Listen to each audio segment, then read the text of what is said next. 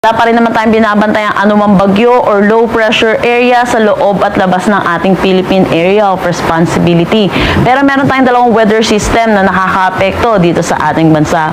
Una na dito ang shear line at ang easterlies. Ang easterlies, ito yung mainit na hangin na nanggagaling dito sa may dagat Pasipiko. Samantala, itong shear line naman ay salubungan ng mainit na hangin which is easterlies at malamig na hangin which is northeasterly wind flow.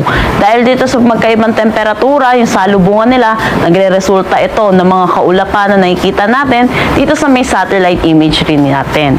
Dahil dito asahan natin makakaranas ng maulap na papawirin na may mga kalat-kalat na pag-ulan dito sa may Batanes at Babuyan Islands. For Metro Manila naman at nalalabing bahagi ng ating bansa, patuloy ang pag-iral ng easterlies kaya asahan natin magpapatuloy itong maaliwalas pero mainit at maalinsangan na tanghali hanggang hapon na may mga mataas na tsansa ng